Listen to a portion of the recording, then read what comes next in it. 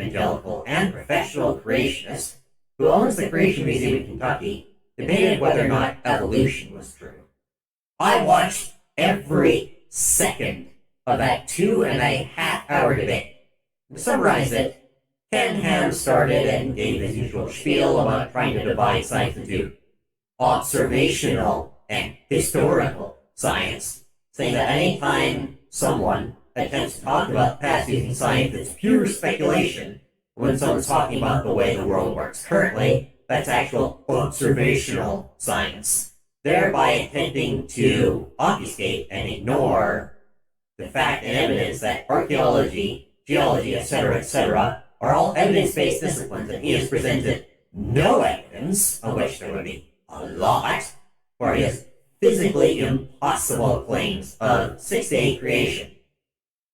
Bill Nye rebutted with a few main things: evidence against the account as given in the book of Genesis with a literal interpretation as a historic record, and the sheer lack of testable, verifiable predictions that creationism makes, because it's simply an assumed conclusion, which creationists attempt to cherry pick evidence for while ignoring literal mountains of evidence that refute that idea. In the end, Bill Nye and Ken Ham were asked a very good and very poignant question: what, if anything, would ever change your mind? Bill Nye, paraphrasing, said evidence, and went into great detail to give several examples of evidence that would convince him that creationism was true and evolution wasn't. Ken Ham, by comparison, said nothing would change his mind. I want you to keep this in mind because I see parallels between all the experts in the fields of biology and medicine and your average transphobe, which is the subject we're talking about currently. I mean, think about it.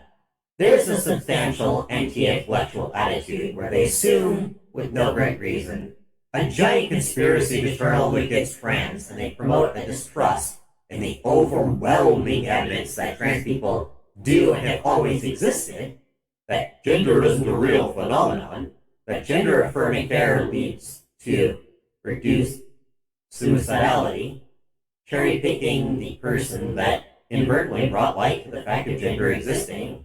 John Money, I made a whole video on him. That sex isn't rigidly defined, and they can't even define what their terms actually mean, without the same definition also meaning that trans people are their gender. Hence, I'd like to bring forth a challenge to transphobes that might be watching this. If gender isn't a real thing, and trans people are overwhelmingly more dangerous, per capita that is, than cisgender people, then go to a peer-reviewed medical journal and submit a paper backed with evidence that uses your definitions of woman and man in a way that do not either contradict reality in some way or inadvertently include trans people within your own definition. Now, what do I mean by that? This is just like when people ask creationists to define what a kind is to deny evolution. You know, all creatures produce after their kind, etc., but a kind doesn't actually mean anything because it's not a well-defined term. You people go define what a woman is, and then define a woman as something like someone who is geared to produce large gametes, and that something going wrong doesn't mean that person doesn't fit the definition to attempt to shoehorn in inclusivity of intersex and fertile people. Inadvertently, by doing so, you have defined woman such that trans women fit that definition. Because isn't that literally the definition of what a trans woman is? That someone is female when something went wrong with their development? Because that's pretty much the definition of what gender dysphoria is. If you want to define a woman as someone who was born with the ability to produce large gametes as an adult, this completely ignores cisgender women who have fertility problems, and intersex people who might provide both types of gametes, and theoretically could even create their own inbred self-cessed children, but let's not go into that. That's just weird, but whatever.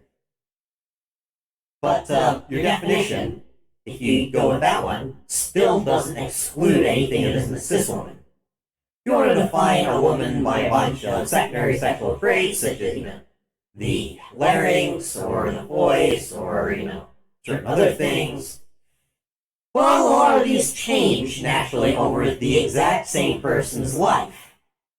And I have even seen transphobes say that the pattern of pores in someone's skin is a definite tell of whether or not someone is a woman, only to have a cisgender woman show that on the exact same goddamn arm, both patterns of pores are present.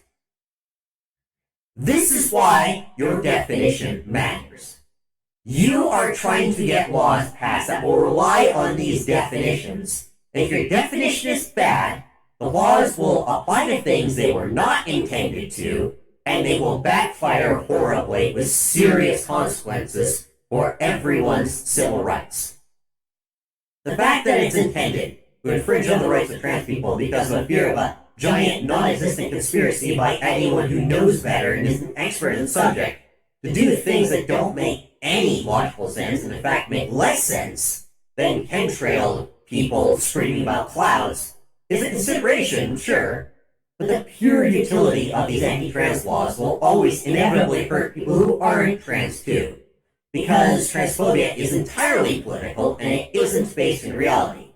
And you can't define something in a way that only includes cisgender people and completely excludes trans people, because that's just not a thing that's based in reality that you're claiming.